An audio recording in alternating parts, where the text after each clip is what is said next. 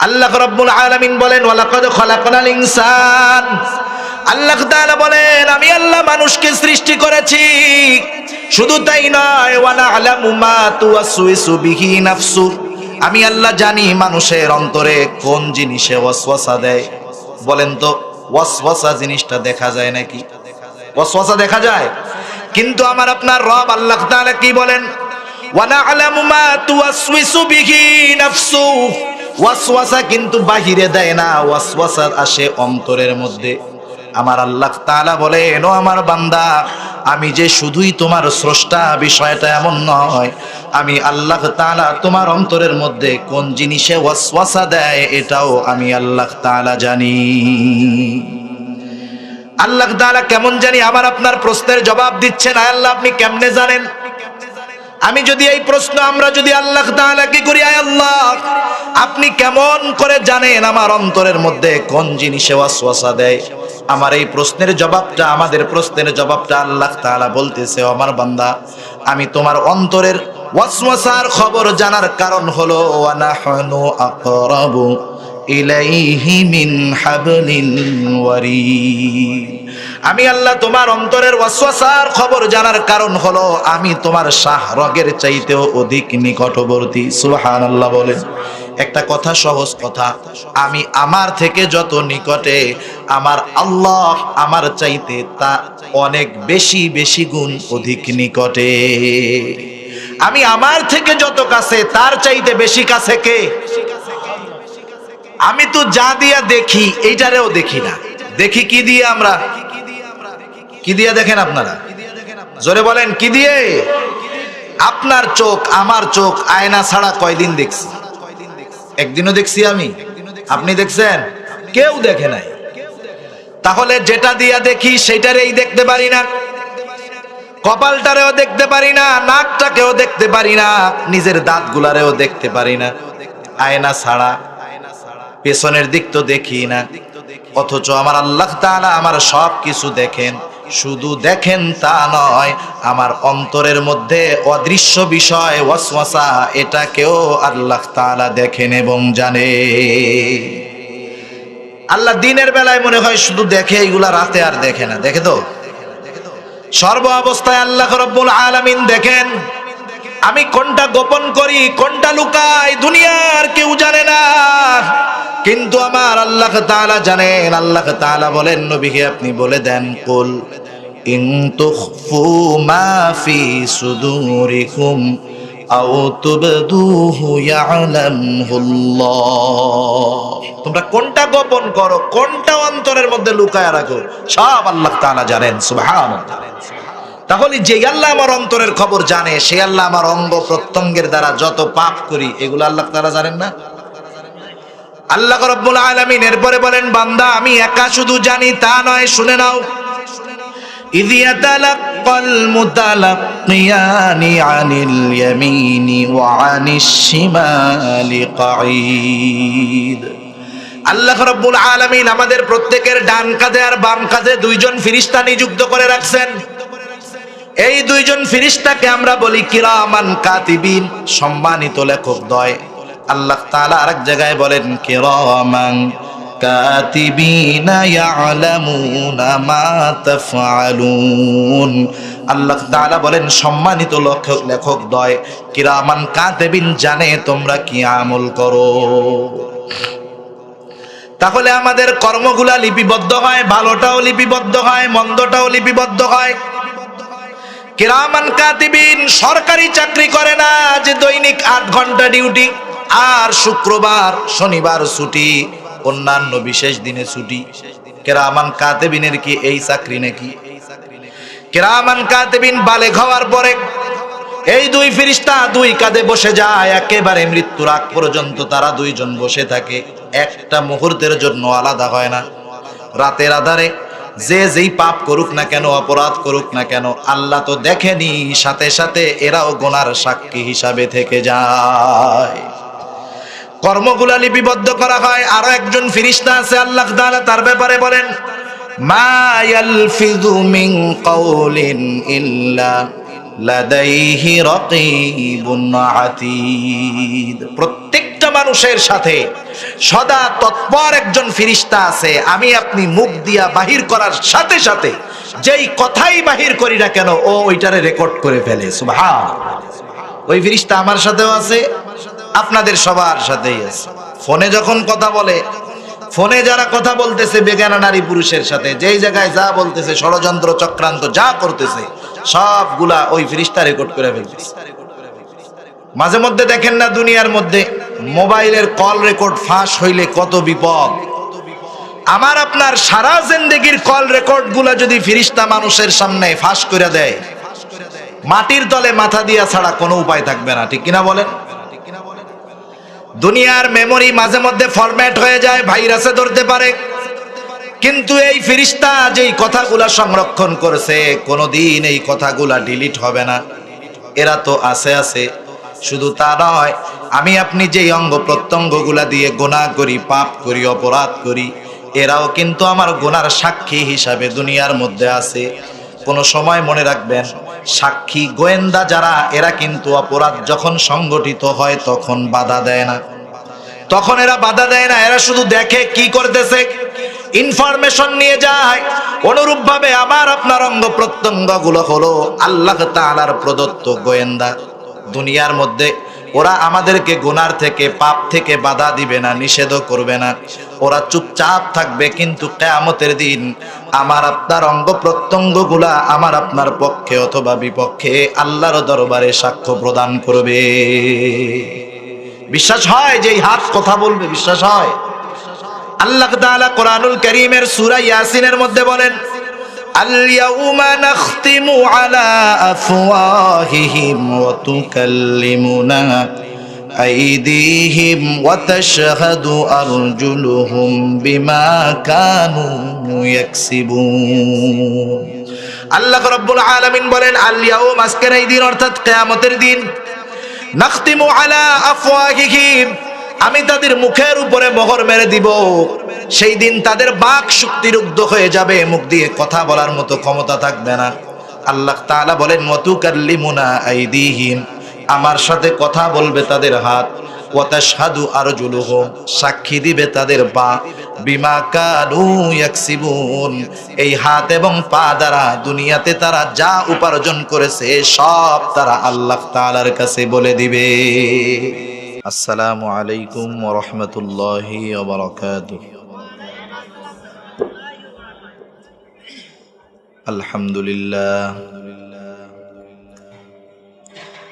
আলহামদুলিল্লাহিল্লাযী হাদানা লিল ইসলাম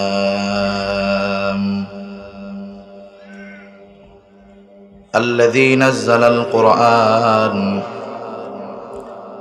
হুদাল লিন-নাসি ওয়া বায়্যিনাতিম মিনাল হুদা ওয়াল ফুরকান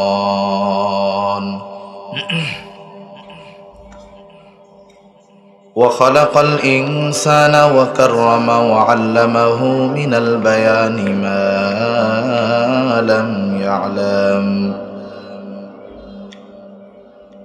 فسبحان الذي لا يحصى امتنانه باللسان ولا بالقلم ونشهد أن لا إله إلا الله وحده لا شريك له ونشهد أن سيدنا وسندنا وحبيبنا وطبيبنا وأولانا ومولانا محمد صلى الله تعالى عليه وعلى آله وأصحابه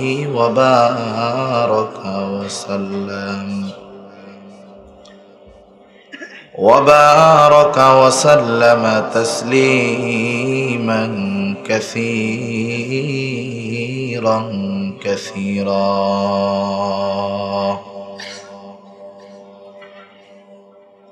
أما بعد فأعوذ بالله من الشيطان الرجيم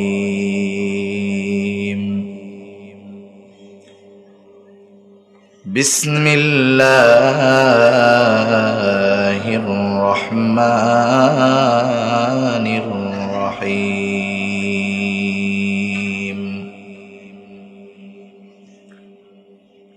ولنبلونكم بشيء من الخوف والجوع ونقص من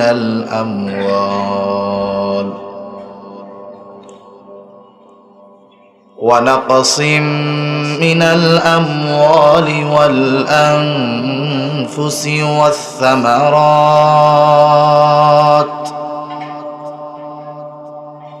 وبشر الصابرين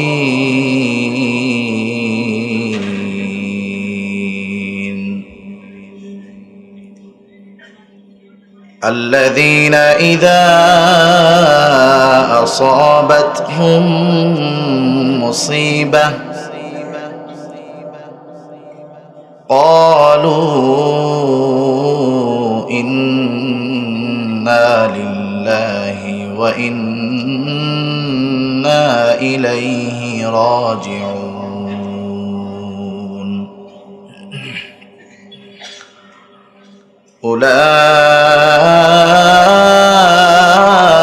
أولئك عليهم صلوات من ربهم ورحمة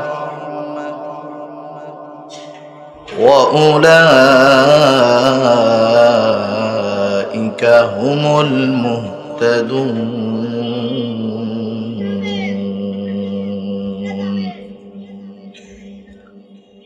وقال رسول الله صلى الله عليه وسلم أشد الناس بلاء الأنبياء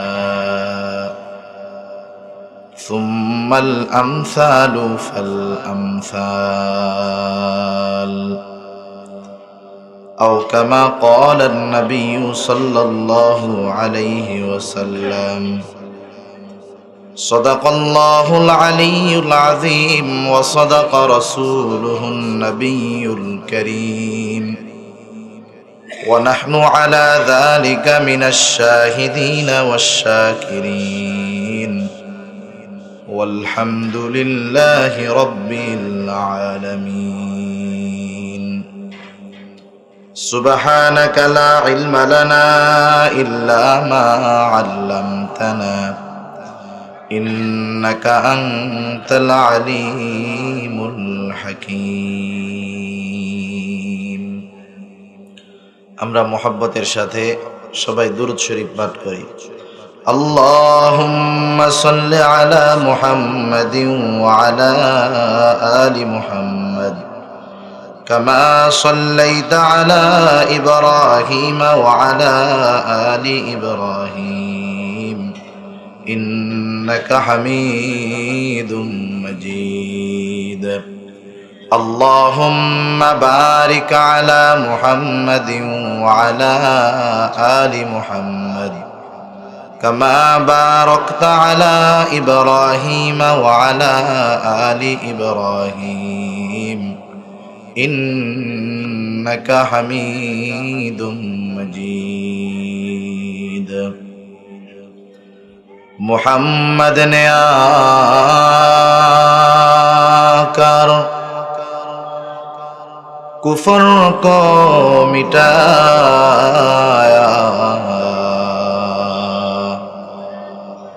کفر کو مٹا کر صداقت کو بتایا بلغ العلا بکمالہ کشف الدجى بجماله حسنت جميع خصاله صلوا عليه وآله لا إله إلا الله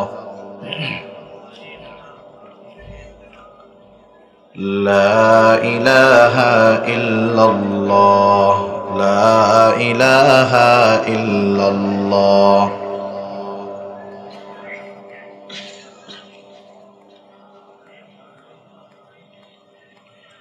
لا إله إلا الله محمد মুহাম্মাদুর রাসূলুল্লাহ সাল্লাল্লাহু আলাইহি ওয়াসাল্লাম। আলহামদুলিল্লাহ। ঐতিহ্যবাহী বাগেরহাট জেলার অন্তর্গত মোল্লাহাট থানাধীন আল জামিয়াতুল ইসলামিয়া গাংনী মাদ্রাসার উদ্যোগে আয়োজিত 2 দিনব্যাপী ৬২তম বার্ষিক ওয়াজ মাহফিলের প্রথম দিনের সম্মানিত শ্রদ্ধেয় সভাপতি, আমন্ত্রিত প্রধান অতিথি, বিশেষ অতিথি সহ সম্মানিত শ্রদ্ধেয় উলামায়ে কেরাম, সামনে উপস্থিত মুরব্বিয়ানে কেরাম, সমবয়সী যুবক বন্ধু, স্নেহের ছোট ভাই এবং পর্দার অন্তরালে অবস্থানরতা সম্মানিতা শ্রদ্ধেয়া মা ও বোন, দয়াময় আল্লাহ রব্বুল আলামিনের দরবারে অগণিত শুকর যে মহান মালিক আমাদের হায়াতে বরকত দিয়ে সুস্থ রেখে এতক্ষণ পর্যন্ত উলামায়ে কেরামের জবান থেকে বহুত দামি কথা শ্রবণ করবার, আমাকেও আপনাদের খেদমতে কিছু দ্বীনি কথা পেশ করবার লক্ষ্যে যে মহান মালিক সুস্থ অবস্থায় এখানে আসার তৌফিক দিয়েছেন, সেই মালিককে খুশি করার জন্য মহব্বতের সাথে জবান খুলে অন্তর থেকে আমরা একবার কালিমাতুশ শুকর পাঠ করি, আলহামদুলিল্লাহ। অগণিত দুরূদ ও সালাম সাইয়্যিদুল আম্বিয়া, আশরাফুল আম্বিয়া, খাতামুল আম্বিয়া, বিশ্বনবী, শেষ নবী, শ্রেষ্ঠ নবী মুহাম্মাদুর রাসূলুল্লাহ সাল্লাল্লাহু আলাইহি ওয়াসাল্লামের প্রতি। আল্লাহ তাআলা আমাদেরকে কবুল করেছেন, তৌফিক দিয়েছেন, তাই আমরা এখানে আসতে পেরেছি, বসতে পেরেছি। কি বলেন? আল্লাহ তাআলা যদি তৌফিক না দিতেন আমরা এখানে আসতেও পারতাম না, বসতেও পারতাম না। যেহেতু আল্লাহ তাআলা আমাদেরকে এখানে বসার তৌফিক দিয়েছেন, আমরা দুনিয়ার শ্রেষ্ঠ মজলিসের মধ্যে এখন আছি। দুনিয়ার মধ্যে সবচাইতে উত্তম জায়গা হলো মসজিদ, আর উত্তম মজলিস হলো এই মজলিসটা যে জায়গায় হোক, জিকিরের মজলিস, এটা হলো দুনিয়ার মধ্যে সবচাইতে দামি মজলিস। সুবহানাল্লাহ। যেখানে আল্লাহ তাআলার স্মরণ করা হয়, কোরআনের কথা বলা হয়, দ্বীনের কথা বলা হয়, এগুলাই জিকিরের মজলিস। আল্লাহ সুবহানাহু ওয়া তাআলা দুনিয়ার মধ্যে একদল স্পেশাল ফোর্স, ফেরেশতাদের বাহিনী নিযুক্ত করে রাখছেন। তাদের কাজই হলো দুনিয়ায় কোথায় কোন জায়গায় এই ধরনের দ্বীনি মজমাগুলা হইতেছে সেগুলার খোঁজ খবর নেওয়া, সেই জায়গায় উপস্থিত থাকা। সুতরাং এখানে শ্রোতা হিসাবে বা বক্তা হিসাবে শুধু আমরা মানুষ আছি তা না, এখানে আল্লাহ তাআলার ফেরেশতাদের বাহিনীরাও আছে। সুবহানাল্লাহ। ফেরেশতাদের মজমা এখানে, কিন্তু দেখা যাইতেছে না, তাই না? দেখা যাইতেছে? যদি আজকে ঘোষণা হইতো গাংনী মাদ্রাসার মাহফিলে একজন ফেরেশতা দেখা যাবে, জিন্দেগিতে যে নামাজ পড়ে নাই ওয়াজ তো বহুত দূর, ইসলাম মুসলমানের বিরোধী, সেও টুপি পাঞ্জাবি লাগাইয়া ফেরেশতা দেখার লাগে হাজির হয়ে যায়। ঠিক কিনা বলেন? কিন্তু দেখা যাচ্ছে না। ঠিক ফেরেশতা আছে না নাই? আছে। কারা আছে এগুলাও ভিডিও রেকর্ড হইতেছে। তা যাই হোক, আল্লাহ তাআলা আমাদের এই বসা, আসা, বসা এবং এই আয়োজনকে আল্লাহ তাআলা কবুল করুক, সবাই বলি আমিন। যেহেতু 2 দিন ব্যাপী মাহফিল, স্বাভাবিক প্রথম দিন তাড়াতাড়ি শেষ করাই উচিত, কারণ দ্বিতীয় দিনের শ্রোতাও আপনারা, সাথে আরো অনেক শ্রোতা আসবে। সেজন্য আমি আপনাদেরকে বেশি সময় কষ্ট দিব না, রাতও অনেক বেশি, 10:30 বেজে গেছে। অধিক সময় আপনাদের কষ্ট দিব না, কারণ আপনাদের যদি কষ্ট দিতে হয় তাহলে নিজেরও কষ্ট করতে হবে। কোনো বুদ্ধিমান মানুষ নিজে কষ্ট করতে চায় না, এখন মানুষ শুধু আরাম চায়। ঠিক কিনা বলেন? আপনি যদি একজনের পেছনে দৌড়ান, আপনি যদি একজনের ধাওয়া দেন বাংলা কথায়, তাইলে আপনারও দৌড়াইতে হবে, নাইলে আপনি দাঁড়াইলে সেও দাঁড়ায় থাকবে। তাইলে একজনকে যদি কষ্ট দিতে হয় নিজেরও কষ্ট করতে হয়। সেজন্য আমিও কষ্ট করব না, আপনাদেরকেও বেশি কষ্ট দিব না। আমি পবিত্র কোরআনুল কারীমের সূরা বাকারা থেকে 3টা আয়াত তিলাওয়াত করেছি এবং রাসূল আকরাম সাল্লাল্লাহু আলাইহি ওয়াসাল্লামের অগণিত হাদিস থেকে একটা হাদিস পাঠ করেছি। আল্লাহ তাআলার কাছে তৌফিক চাই, আল্লাহ তাআলা অল্প সময়ের মধ্যে কিছু কথা আমার জবান থেকে বের করেন, যে কথাগুলো আমার এবং আপনাদের সকলের দুনিয়া এবং আখিরাতের জন্য কল্যাণকর হয়। সকলে বলি আমিন। প্রত্যেকটা মানুষ যে যার অবস্থান থেকে দুনিয়াতে সফল হতে চায়, সবাই সফল হতে চায়, কিন্তু সবাই সফল হতে পারে না। বাজারে যারা ব্যবসা করে, ব্যবসা সব ব্যবসায়ী কি সফল হয় নাকি? সব ব্যবসায়ী সফল ব্যবসায়ী হয় না। কিছু মানুষ আছে তার ব্যবসার জীবন শুরু হয়েছে 100 টাকা পুঁজি দিয়ে, কিন্তু তার মেধা, তার পরিশ্রম, তার অধ্যবসায়, তার প্রচেষ্টা, তার মেহনত 10 বছর পরে তাকে 100 কোটি টাকার মালিক বানায় দিয়েছে। আছে না নাই? আছে। এই যে যেমন আপনাদের এইখানে আসার সময় আকিজ বিড়ির ফ্যাক্টরি দেখলাম, আকিজ বিড়ির ফ্যাক্টরি আছে না? এই আকিজের জীবনী কি? কত নিম্নবিত্ত পরিবারের মানুষ আজকে 1000 কোটি টাকা যদি বলা হয় তাদের সম্পদ, এটা ভুল হবে। বিলিয়ন বিলিয়ন বিলিয়ন বিলিয়ন ডলারের মালিক তারা। আজকে বাংলাদেশে এককভাবে একটা কোম্পানির সবচাইতে ল্যান্ড প্রপার্টি বেশি, জমি বেশি, কত ফ্যাক্টরি, কত গার্মেন্টস। অথচ এই লোকটার জীবনের পুঁজি অনেক বেশি ছিল না, পাতার বিড়ি বেচে আজকে কত টাকার মালিক হয়ে গেছে। আবার কত মানুষ আমরা দেখেছি অনেক সম্পদ নিয়ে, অনেক পুঁজি নিয়ে ব্যবসা শুরু করছে, 1 বছর যাইতে পারে নাই, 1 বছর যাইতে পারে নাই, জাকাত দিবে কোত্থেকে? সেই 1 বছরের মধ্যে জাকাত খাওয়ার উপযুক্ত হয়ে গেছে। তাহলে সব লাইনে সবাই সফল হতে পারে না। সেজন্য প্রত্যেকটা লাইনের কিছু রুলস আছে, নিয়ম কানুন আছে। সেই নিয়ম কানুন অনুযায়ী যখন কেউ সামনে অগ্রসর হয়, সে ব্যক্তি তার কর্মজীবনে সফল হতে পারে। অনুরূপভাবে আমরা এখানে সবাই মুমিন, কিন্তু সব মুমিন সফল হতে পারে না। কোন মুমিন সফল হতে পারে? যেই মুমিন আল্লাহ প্রদত্ত রুলস, নিয়ম নীতি অনুযায়ী নিজের জীবনকে সাজায়। এখানে এমন কেউ আছেন নাকি যে না হুজুর আমার সফল হওয়ার দরকার নেই? সফল হওয়ার দরকার আছে না আমাদের। মুমিনের সফলতা কিসে? গাড়ি বাড়ি টাকা পয়সার মধ্যে মূলত সফলতা নাই। গাড়ি বাড়ি টাকা পয়সা হওয়া এতে নিষেধও নাই, কিন্তু মুমিনের মূল সফলতা কোথায়? আল্লাহ তাআলা বলেন, ফামান যুহজিহা আনিন নার ওয়া উদখিলাল জান্নাতা ফাকাদ ফাজ। আল্লাহ রাব্বুল আলামিন বলেন, যে আগুন থেকে বেঁচে, জাহান্নাম থেকে বেঁচে জান্নাতে প্রবেশ করতে পারলো, সে হয়ে গেল সফল। একটা মানুষ যদি পরকালে সফল হতে চায়, ওই সফলতার বীজ দুনিয়ার মধ্যেই তাকে বপন করতে হয়।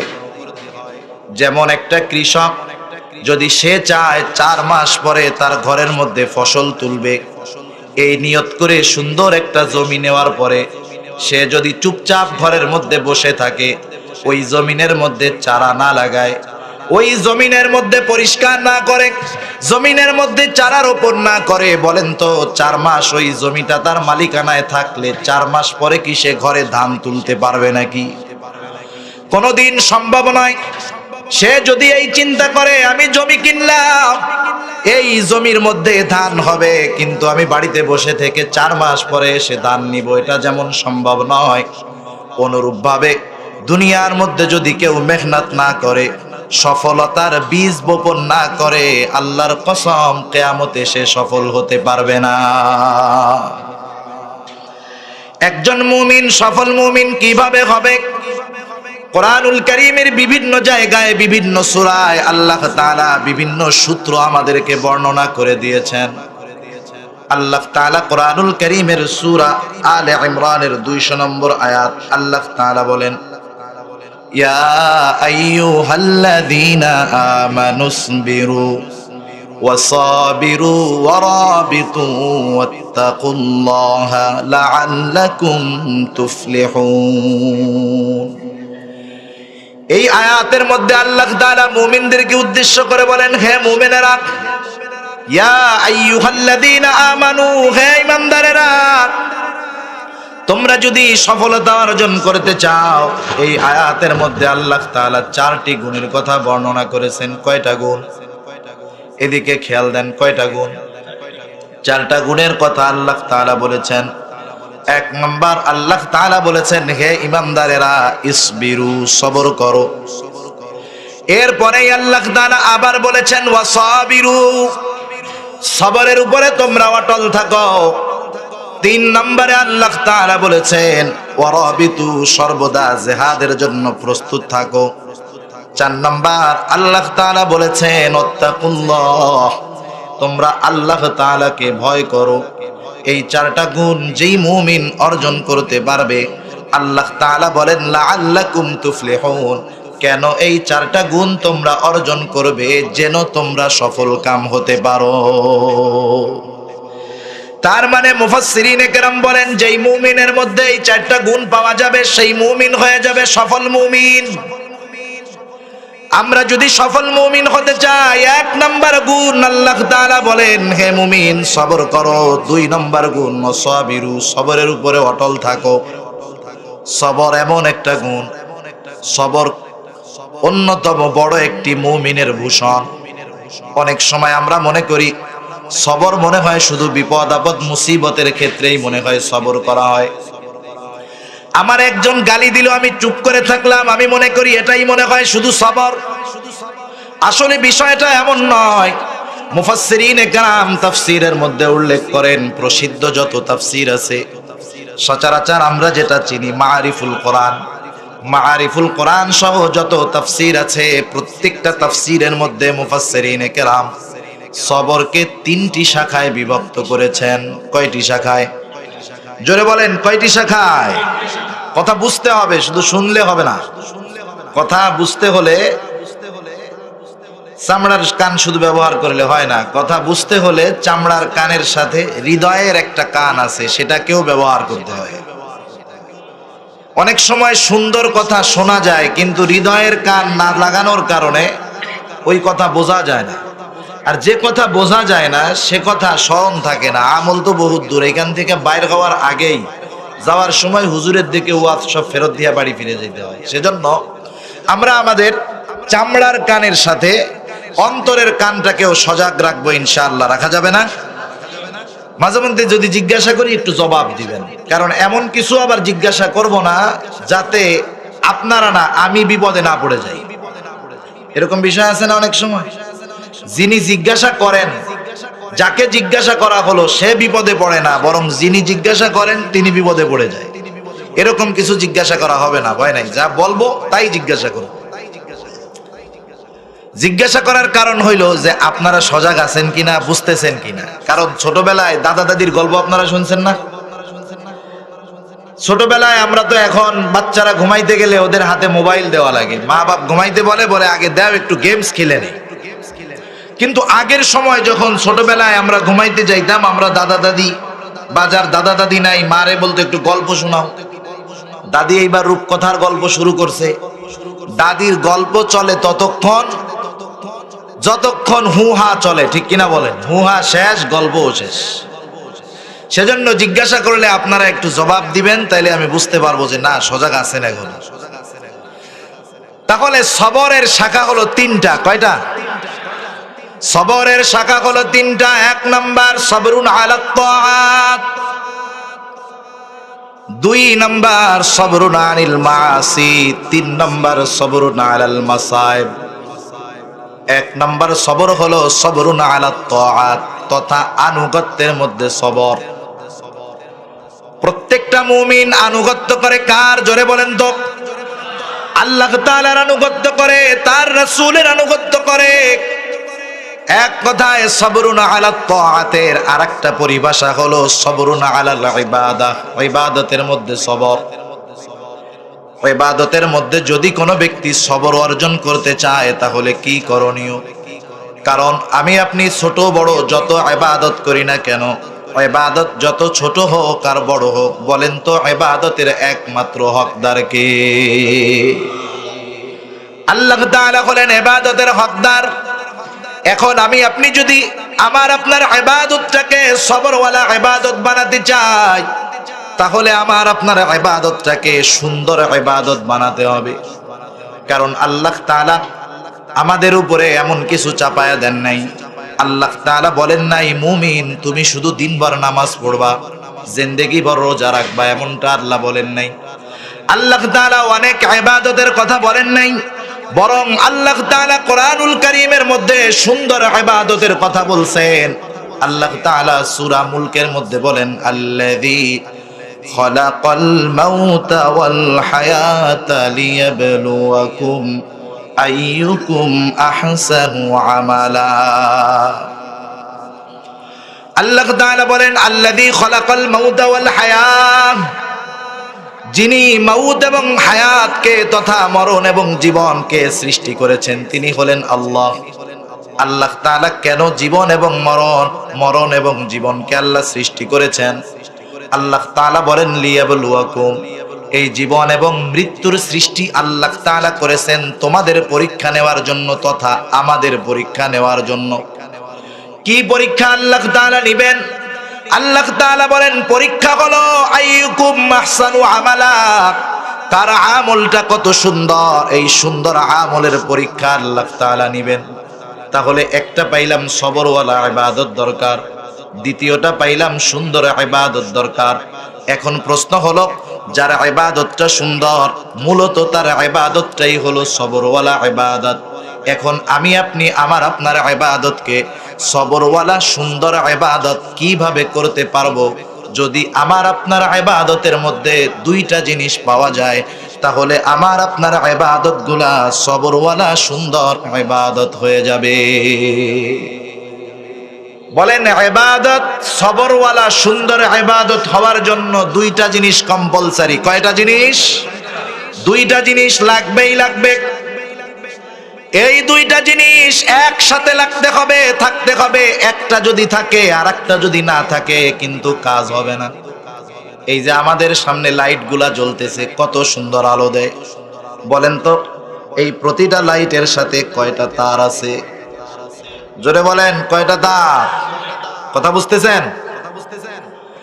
প্রতিটা লাইটের সাথে আছে দুইটা করে তার। একটার মধ্যে আছে 220 ভোল্টের কারেন্ট, আর একটার মধ্যে কারেন্ট নাই, আর্থিং লাইন। এখন যদি কোনো মানুষ চিন্তা করে জিন্দেগি ভর দুইটা লাইট দিয়া লাইটটারে জ্বালাইলাম, আজকে নিয়ত করলাম শুধুমাত্র কারেন্টের লাইনের লাইন দিয়া লাইটটাকে জ্বালাবো, আর্থিং লাইন দিব না। 220 ভোল্ট নয়, ও যদি 1000 ভোল্টের লাইন এনেও লাইটের এক পাশে লাগায়, কিয়ামত পর্যন্ত যদি সে এই লাইটটাকে জ্বালানোর প্রচেষ্টা করে, বলেন তো লাইট জ্বলবে নাকি? কিন্তু 220 ভোল্ট নয়, মাঝে মধ্যে যদি ভোল্টেজ একটু কমও থাকে কিন্তু আর্থিনের লাইনটা যদি সুন্দর মতো লাগায় দেয়, অনেক আলো না দিলেও কমপক্ষে বাতিটা জ্বলে উঠবে। অনুরূপভাবে ইবাদত এবং সুন্দর হওয়ার জন্য দুইটা জিনিসই দরকার। একটা বেশি হলে হবে এমনটা নয়, দুইটাই লাগবে।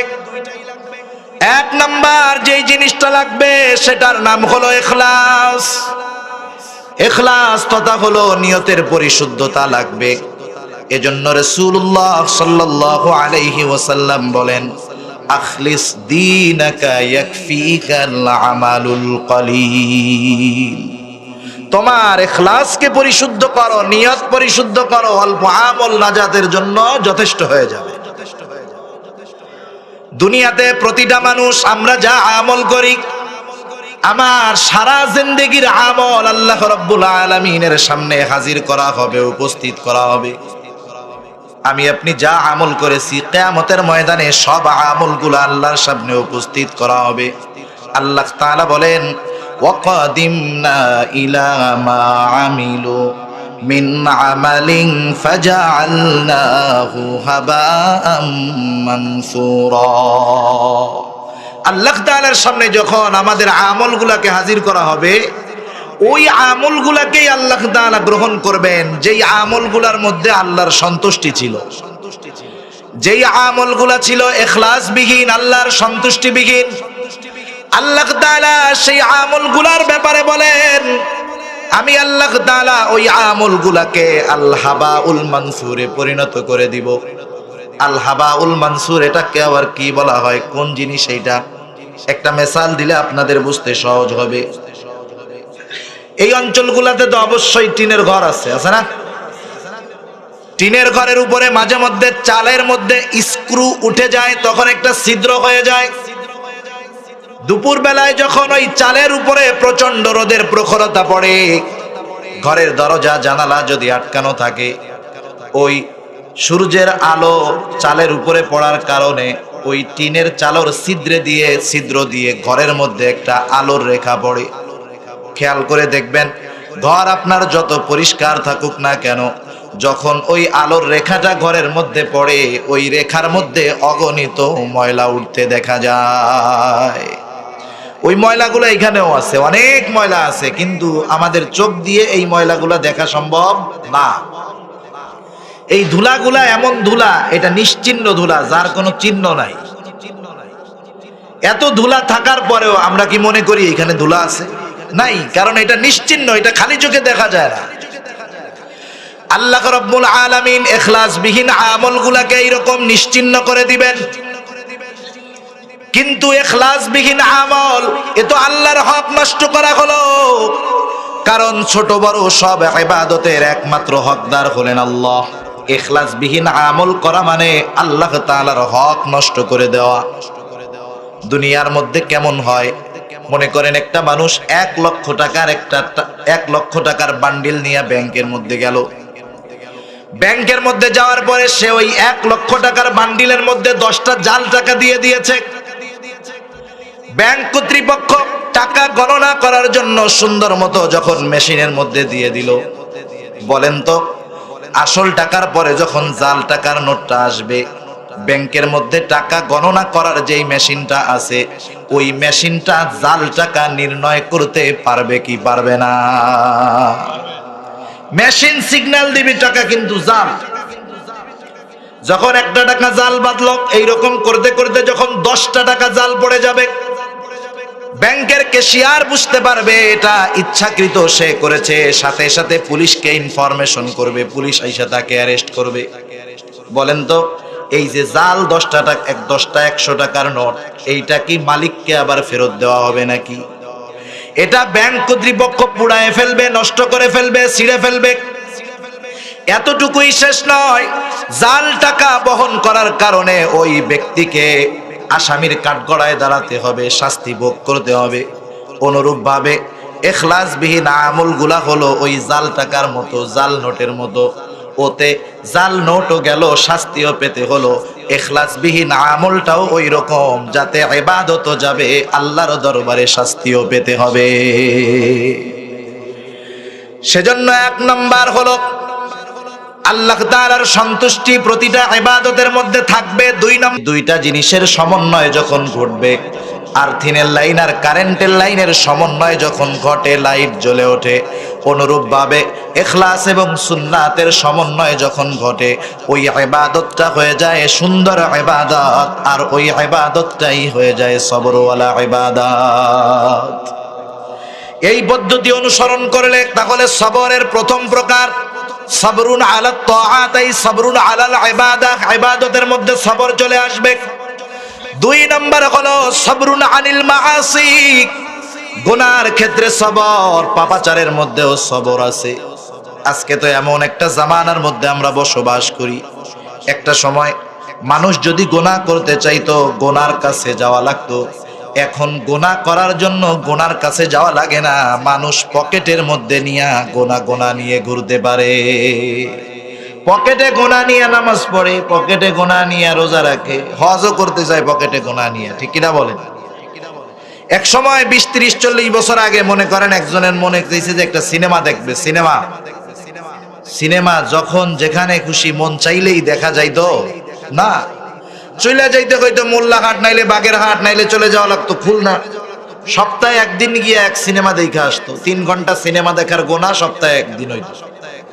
1 সপ্তাহে 3 ঘন্টার গোনা হইতো সিনেমা দেখার। আস্তে আস্তে এক সময় ঘরে ঘরে টেলিভিশন ব্যাটারির লাইন দিয়া, বড় অ্যান্টেনা দিয়ে শুরু হলো। তখন সপ্তাহে 1 দিন বাড়িতে বৈশা সিনেমা দেখার গোনা করা যায়। জুমার নামাজের পরে খাওন নাই দাওন নাই, যার বাড়ি টিভি আছে দৌড় দিয়া পিড়া পাটি কে আগে বিছাইতে পারে, তার ফজিলত তত বেশি, ঠিক কিনা? এভাবে চললো। এক সময় আসলো কারেন্ট, আস্তে আস্তে গ্রামাঞ্চলের প্রত্যন্ত অঞ্চলে চলে আসলো স্যাটেলাইট লাইন, ডিশের লাইন। এখন আর সিনেমার গোনা সপ্তাহে 1 দিন না, প্রতিদিন হয়। এখন আর সিনেমার গোনা প্রতিদিন বিকালে দেখবে বা রাত্রে দেখবে এমনটা নয়, 24 ঘন্টার যখন খুশি সিনেমা দেখা যায়। তাও তো একটা ব্যাপার ছিল, গোনাটা নির্দিষ্ট একটা জায়গায় হতো। তার মানে টেলিভিশন যেই রুমে থাকতো সেই রুমেই সিনেমা দেখার গোনা করা যাইতো। আরেকটু প্রযুক্তির উন্নতি হলো, হাতে হাতে চলে আসলো স্মার্ট মোবাইল ফোন, প্রত্যন্ত অঞ্চলে চলে গেল ইন্টারনেটের লাইন। এখন আর গোনা করার জন্য কোনো জায়গায় যেতে হয় না, নির্দিষ্ট জায়গা লাগে না।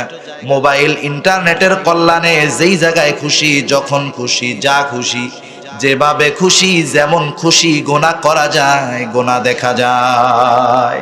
ঠিক না? মন চাইতেছে বাড়ির লোকজন ডিস্টার্ব করে, একবারে ধান ক্ষেতের মধ্যে যেয়ে দেখবে, কোনো বাধা আছে? দিন যত যাচ্ছে গোনা করাটা তত সহজ হইতেছে। অপরাধ প্রবণতা কমানোর জন্য কত প্রচেষ্টা গভর্নমেন্ট করতেছে। কিছু বিষয় আছে যে বিষয়গুলোর দ্বারা অপরাধ বাড়ার আলামত পাওয়া যায়। যেমন কিছুদিন পরে বাংলাদেশে পুলিশে 1 লক্ষ লোক নিয়োগ দেওয়া হবে। অনেক বেকার মানুষ আলহামদুলিল্লাহ কইতেছে, এতকাল বেকার ছিলাম, যেমনে হোক টাকা পয়সা দিয়ে পুলিশের চাকরিটা নিতে পারলে আমার বিগত পরবর্তী জীবনের কষ্টটা দূর হয়ে যাবে। কিন্তু পুলিশ বাড়া এটা কিসের আলামত? অপরাধ বাড়ার আলামত। আবার দেখেন এখন প্রায় জায়গায় সিসি ক্যামেরা লাগানো আছে। এর মানে কি, সিসি ক্যামেরা যত বেশি লাগানো হচ্ছে এর মানে অপরাধ প্রবণতা দিন যাচ্ছে তত বাড়ছে তত, সেই জন্য সিসি ক্যামেরা লাগানো। আবার কত অপরাধের শাস্তি বাড়ায় দেওয়ার পরেও অপরাধ কমতেছে না। যেমন কিছুদিন আগে আমরা আন্দোলন করে ধর্ষণের সর্বোচ্চ শাস্তি সরকারের কাছ থেকে আদায় করে নিলাম, মৃত্যুদণ্ড। ধর্ষণ করলেই যে মৃত্যুদণ্ড বিষয়টা এমন না, সর্বোচ্চ শাস্তি হবে তার মৃত্যুদণ্ড।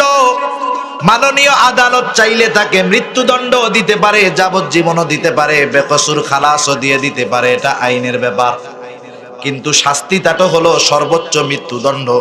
বলেন তো, ধর্ষণের শাস্তি, সর্বোচ্চ শাস্তি মৃত্যুদণ্ড নির্ধারিত হওয়ার পরে বাংলাদেশে মনে হয় আর একটাও ধর্ষণের ঘটনা ঘটে নাই।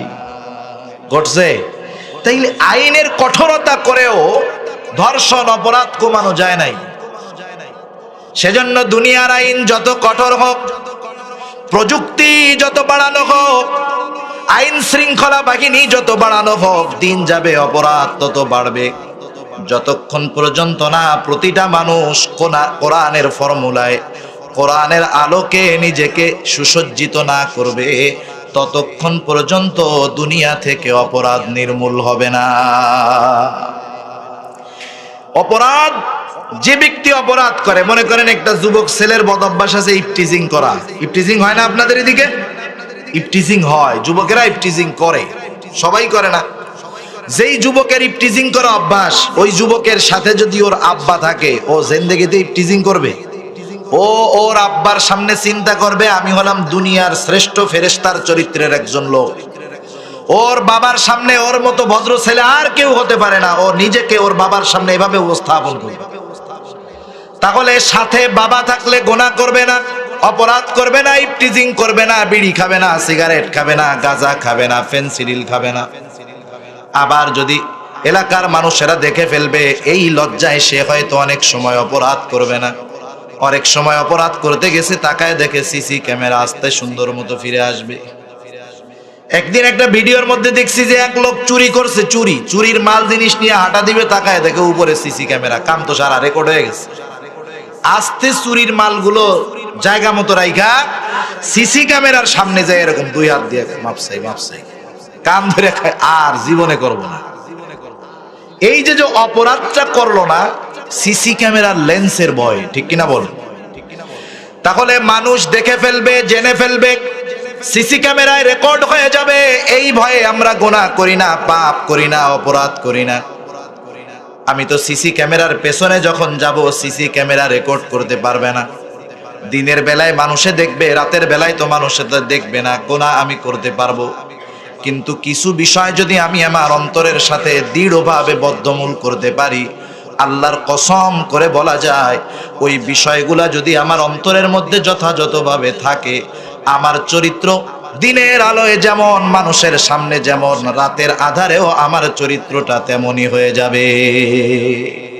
শুধু কিছু বিশ্বাস আমার জীবনের গতিপথকে পাল্টিয়ে দিতে পারে, কিছু বিশ্বাস আমাকে গুনাহমুক্ত জিন্দেগি দান করতে পারে।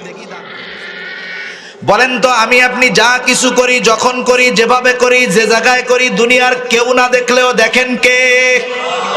আরো জোরে বলেন, দেখেন কে? আল্লাহ রাব্বুল আলামিন দেখেন। সূরাতুল কাফ আল্লাহ তাআলা বলেন, ওয়ালাকাদ খলাকনাল ইনসানা ওয়া না'লামু মা তুওয়াসওয়িসু বিহি নাফসুহু ওয়া নাহনু আকরাবু ইলাইহি মিন হাবলিল ওয়ারিদ। আল্লাহ রাব্বুল আলামিন বলেন, ওয়ালাকাদ খলাকনাল ইনসান। আল্লাহ তাআলা বলেন, আমি আল্লাহ মানুষকে সৃষ্টি করেছি। শুধু তাই নয়, ওয়া না'লামু মা তুওয়াসওয়িসু বিহি নাফসু, আমি আল্লাহ জানি মানুষের অন্তরে কোন জিনিসে ওয়াসওয়াসা দেয়। বলেন তো ওয়াসওয়াসা জিনিসটা দেখা যায় নাকি? ওয়াসওয়াসা দেখা যায়, কিন্তু আমার আপনার রব আল্লাহ তাআলা কি বলেন? ওয়া না'লামু মা তুওয়াসওয়িসু বিহি নাফসু। ওয়াসওয়াসা কিন্তু বাহিরে দেয় না, ওয়াসওয়াসা আসে অন্তরের মধ্যে। আমার আল্লাহ তাআলা বলেন, ও আমার বান্দা, আমি যে শুধুই তোমার স্রষ্টা বিষয়টা এমন নয়, আমি আল্লাহ তাআলা তোমার অন্তরের মধ্যে কোন জিনিসে ওয়াসওয়াসা দেয় এটাও আমি আল্লাহ তাআলা জানি। আল্লাহ তাআলা কেমন জানি আমার আপনার প্রশ্নের জবাব দিচ্ছেন। আয় আল্লাহ, আপনি কেমনে জানেন? আমি যদি এই প্রশ্ন আমরা যদি আল্লাহ তাআলাকে করি, আয় আল্লাহ আপনি কেমন করে জানেন আমার অন্তরের মধ্যে কোন জিনিসে ওয়াসওয়াসা দেয়? আমার এই প্রশ্নের জবাবটা, আমাদের প্রশ্নের জবাবটা আল্লাহ তাআলা বলতেছে, ও আমার বান্দা, আমি তোমার অন্তরের ওয়াসওয়াসার খবর জানার কারণ হলো ওয়া নাহনু আকরাবু ইলাইহি মিন হাবলিল ওয়ারিদ। আমি আল্লাহ তোমার অন্তরের ওয়াসওয়াসার খবর জানার কারণ হলো আমি তোমার শাহরগের চাইতেও অধিক নিকটবর্তী। সুবহানাল্লাহ বলেন। একটা কথা, সহজ কথা, আমি আমার থেকে যত নিকটে, আমার আল্লাহ আমার চাইতে তা অনেক বেশি বেশি গুণ অধিক নিকটে। আমি আমার থেকে যত কাছে, তার চাইতে বেশি কাছে কে? আমি তো যা দিয়া দেখি এইটারেও দেখি না। দেখি কি দিয়ে? আমরা কি দিয়ে দেখেন আপনারা? জোরে বলেন, কি দিয়ে? আপনার চোখ, আমার চোখ আয়না ছাড়া কয়দিন দেখছি? একদিনও দেখছি আমি? আপনি দেখছেন? কেউ দেখে নাই। তাহলে যেটা দিয়া দেখি সেটারেই দেখতে পারি না, কপালটারেও দেখতে পারি না, নাকটাকেও দেখতে পারি না, নিজের দাঁতগুলারেও দেখতে পারি না।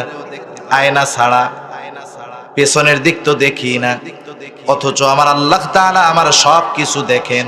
শুধু দেখেন তা নয়, আমার অন্তরের মধ্যে অদৃশ্য বিষয় ওয়াসওয়াসা, এটাকেও আল্লাহ তাআলা দেখেন এবং জানে।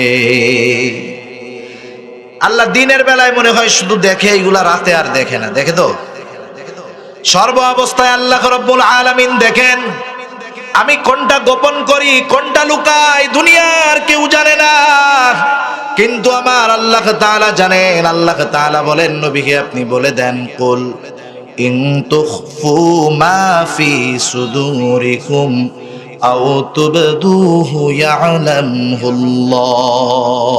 তোমরা কোনটা গোপন করো, কোনটা অন্তরের মধ্যে লুকায় রাখো, সব আল্লাহ তাআলা জানেন। সুবহানাল্লাহ। তাহলে যে আল্লাহ আমার অন্তরের খবর জানে, সে আল্লাহ আমার অঙ্গ প্রত্যঙ্গের দ্বারা যত পাপ করি এগুলো আল্লাহ তাআলা জানেন না? আল্লাহ রাব্বুল আলামিন এরপরে বলেন, বান্দা আমি একা শুধু জানি তা নয়, শুনে নাও। ইয ইয়াতালাক্কাল মুতালাক্কিয়ানি আনিল ইয়ামিনি ওয়া আনিশ শিমালি কাঈদ। আল্লাহ রাব্বুল আলামিন আমাদের প্রত্যেকের ডান কাঁধে আর বাম কাঁধে দুইজন ফেরেশতা নিযুক্ত করে রাখছেন। এই দুইজন ফেরেশতাকে আমরা বলি কিরামান কাতিবিন, সম্মানিত লেখকদ্বয়। আল্লাহ তাআলা আরেক জায়গায় বলেন, কিরামান কাতিবিনা ইয়ালামুনা মা তাফআলুন। আল্লাহ তাআলা বলেন, সম্মানিত লেখকদ্বয় কিরামান কাতিবিন জানে তোমরা কি আমল করো। তাহলে আমাদের কর্মগুলা লিপিবদ্ধ হয়, ভালোটাও লিপিবদ্ধ হয়, মন্দটাও লিপিবদ্ধ হয়। কিরামান কাতিবিন সরকারি চাকরি করে না যে দৈনিক 8 ঘন্টা ডিউটি আর শুক্রবার শনিবার ছুটি, অন্যান্য বিশেষ দিনে ছুটি। কিরামান কাতিবিনের কি এই চাকরি নাকি? কিরামান কাতিবিন বালেগ হওয়ার পরে এই দুই ফেরেশতা দুই কাঁধে বসে যায়, একেবারে মৃত্যুর আগ পর্যন্ত তারা দুইজন বসে থাকে, একটা মুহূর্তের জন্য আলাদা হয় না। রাতের আধারে যে যেই পাপ করুক না কেন, অপরাধ করুক না কেন, আল্লাহ তো দেখেনি, সাথে সাথে এরাও গুনার সাক্ষী হিসাবে থেকে যায়। কর্মগুলা লিপিবদ্ধ করা হয়। আরো একজন ফেরেশতা আছে, আল্লাহ তাআলা তার ব্যাপারে বলেন, মা ইয়ালফিযু মিন কাওলিন ইল্লা লাদাইহি রাকীবুন আতীদ। প্রত্যেকটা মানুষের সাথে সদা তৎপর একজন ফেরেশতা আছে। আমি আপনি মুখ দিয়া বাহির করার সাথে সাথে যেই কথাই বাহির করি না কেন, ও ওইটারে রেকর্ড করে ফেলে। সুবহানাল্লাহ। ওই ফেরেশতা আমার সাথেও আছে, আপনাদের সবার সাথেই আছে। ফোনে যখন কথা বলে, ফোনে যারা কথা বলতেছে বেগানা নারী পুরুষের সাথে, যেই জায়গায় যা বলতেছে, ষড়যন্ত্র চক্রান্ত যা করতেছে, সবগুলা ওই ফেরেশতা রেকর্ড করে ফেলতেছে। মাঝে মধ্যে দেখেন না, দুনিয়ার মধ্যে মোবাইলের কল রেকর্ড ফাঁস হইলে কত বিপদ। আমার আপনার সারা জিন্দেগির কল রেকর্ড গুলা যদি ফেরেশতা মানুষের সামনে ফাঁস করে দেয়, মাটির তলে মাথা দিয়া ছাড়া কোনো উপায় থাকবে না। ঠিক কিনা বলেন? দুনিয়ার মেমোরি মাঝে মধ্যে ফরম্যাট হয়ে যায়, ভাইরাসে ধরতে পারে, কিন্তু এই ফেরেশতা যেই কথাগুলা সংরক্ষণ করেছে, কোনোদিন এই কথাগুলা ডিলিট হবে না। এরা তো আছে। শুধু তা নয়, আমি আপনি যেই অঙ্গ প্রত্যঙ্গগুলা দিয়ে গুনাহ করি, পাপ করি, অপরাধ করি, এরাও কিন্তু আমার গুনার সাক্ষী হিসাবে দুনিয়ার মধ্যে আছে। কোন সময় মনে রাখবেন, সাক্ষী গোয়েন্দা যারা, এরা কিন্তু অপরাধ যখন সংগঠিত হয় তখন বাধা দেয় না। তখন এরা বাধা দেয় না, এরা শুধু দেখে কি করতেছে, ইনফরমেশন নিয়ে যায়। অনুরূপ ভাবে আমার আপনার অঙ্গ প্রত্যঙ্গ গুলো হলো আল্লাহ তাআলার প্রদত্ত গোয়েন্দা। দুনিয়ার মধ্যে ওরা আমাদেরকে গুনার থেকে, পাপ থেকে বাধা দিবে না, নিষেধও করবে না, ওরা চুপচাপ থাকবে। কিন্তু কিয়ামতের দিন আমার আপনার অঙ্গ প্রত্যঙ্গ গুলা আমার আপনার পক্ষে অথবা বিপক্ষে আল্লাহর দরবারে সাক্ষ্য প্রদান করবে। বিশ্বাস হয় যে এই হাত কথা বলবে? বিশ্বাস হয়? আল্লাহ তাআলা কোরআনুল কারীমের সূরা ইয়াসিনের মধ্যে বলেন, আল-ইয়াউমা নাখতিমু আলা আফওয়াহিহিম ওয়া তুকাল্লিমুনা আইদিহিম ওয়া তাশহাদু আরজুলুহুম বিমা কানু ইয়াকসিবুন। আল্লাহ রাব্বুল আলামিন বলেন, আল-ইয়াউম, আজকের এই দিন অর্থাৎ কিয়ামতের দিন, নাখতিমু আলা আফওয়াহিহিম, আমি তাদের মুখের উপরে মোহর মেরে দিব। সেই দিন তাদের বাক শক্তি রুদ্ধ হয়ে যাবে, মুখ দিয়ে কথা বলার মতো ক্ষমতা থাকবে না। আল্লাহ তাআলা বলেন, ওয়া তুকাল্লিমুনা আইদিহিম, আমার সাথে কথা বলবে তাদের হাত, ওয়া তাশহাদু আরজুলুহুম, সাক্ষী দিবে তাদের পা, বিমা কানু ইয়াকসিবুন, এই হাত এবং পা দ্বারা দুনিয়াতে তারা যা উপার্জন করেছে সব তারা আল্লাহ তাআলার কাছে বলে দিবে। এই হাত দ্বারা যত পাপ করেছি, আমার এই হাত আল্লাহর কাছে বলে দিবে। পায়ের মাধ্যমে যত পাপ কাজ করেছি সব পা আল্লাহর কাছে বলে দিবে। শুধু তাই না, আল্লাহ তাআলা আরো এক জায়গায় বলেন, শাহিদা আলাইহিম সামউহুম ওয়া আবসারুহুম ওয়া জুলুদুহুম বিমা কানু ইয়াকসিবুন। আল্লাহ তাআলা বলেন, শাহিদা আলাইহিম সামউহুম, তাদের বিপক্ষে সাক্ষী দিবে তাদের কান, সাক্ষী দিবে তাদের চোখ, সাক্ষী দিবে তাদের চামড়া। বলেন তো, দুনিয়ার কোন মানুষের হাত, পা, চোখ, কান, নাক, চামড়া এগুলা কথা বলে নাকি? দুনিয়ায় কথা বলে না। যখন কিয়ামতের ময়দানে এই অঙ্গ প্রত্যঙ্গ গুলা কথা বলবে, যার বিরুদ্ধে সাক্ষী দিবে সে একটু হতবাক হয়ে যাবে, বলবে এইটা আবার কি হলো? ওই মানুষেরা তখন এই অঙ্গ প্রত্যঙ্গকে উদ্দেশ্য করে বলবে, ক্বালু লিজুলুদিহিম লিমা শাহিদতুম আলাইনা, চামড়াকে উদ্দেশ্য করে তারা বলবে, কিরে চামড়া, আজকে আমার বিরুদ্ধে কেন তুমি সাক্ষী দাও? চামড়া সেই দিন বলবে, ক্বালু আনতাকানাল্লাহুল্লাযী আনতাকা কুল্লা শাই, সেই দিন চামড়া বলবে, শোনো, আজকে আমাকে কথা বলার ক্ষমতা তিনি প্রদান করেছেন, যিনি সবাইকে কথা বলার ক্ষমতা দিয়েছে। এই যে চিন্তা ভাবনাগুলা আমার আল্লাহ আমাকে দেখতেছে, ফেরেশতারা আমার কর্মগুলা লিপিবদ্ধ করতেছে।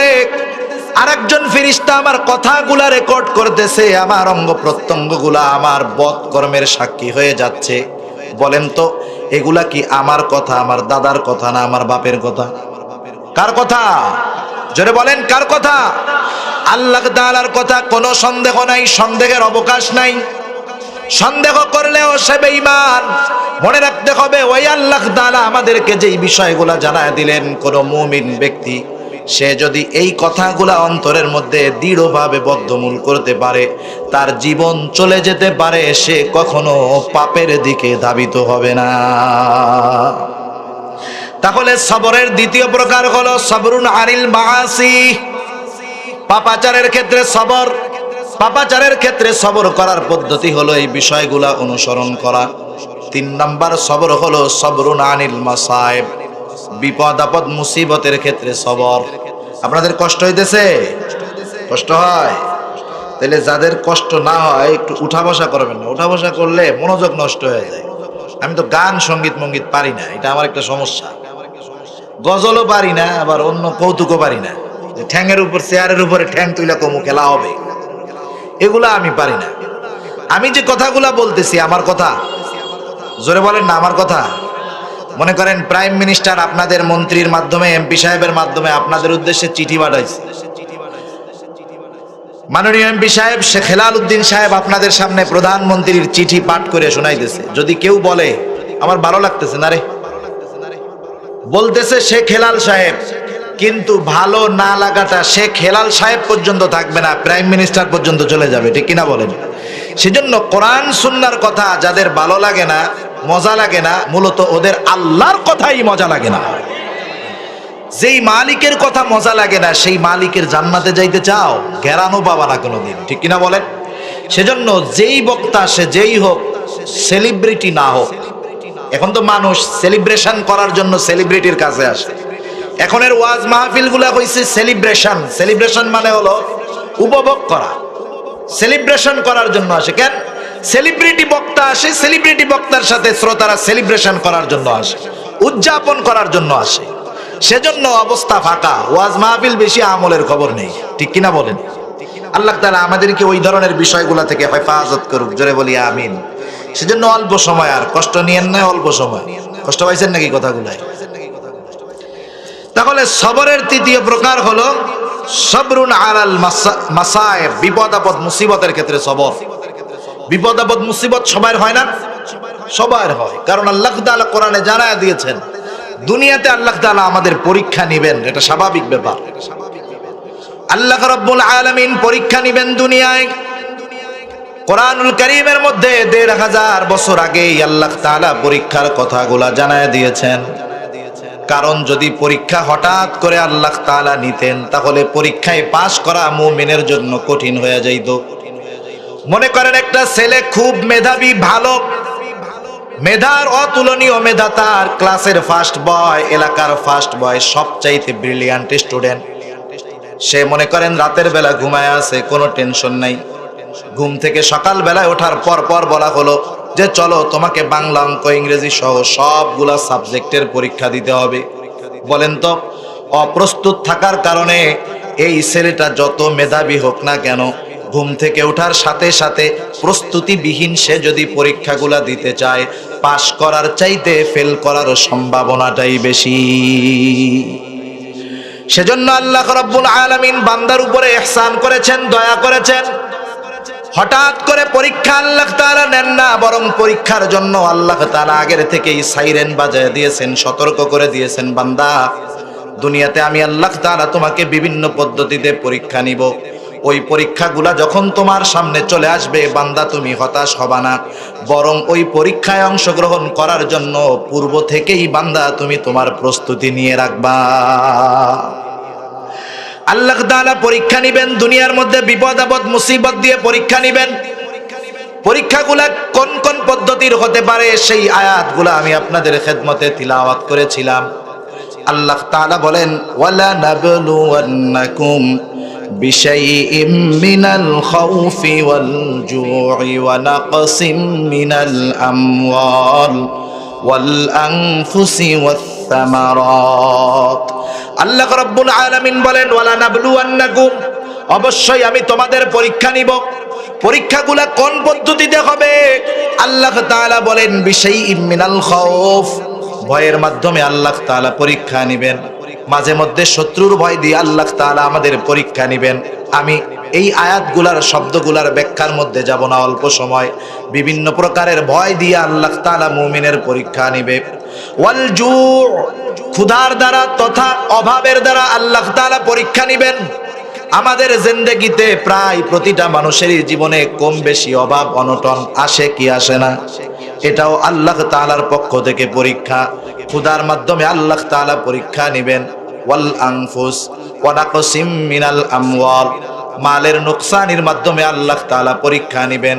সম্পদ হারায় যাবে, টাকা হারায় যাবে, টাকা চোর ছিনতাই করে নিয়ে যাবে, ডাকাত ডাকাতি করে নিয়ে যাবে, ব্যবসার মালের মধ্যে লস হবে।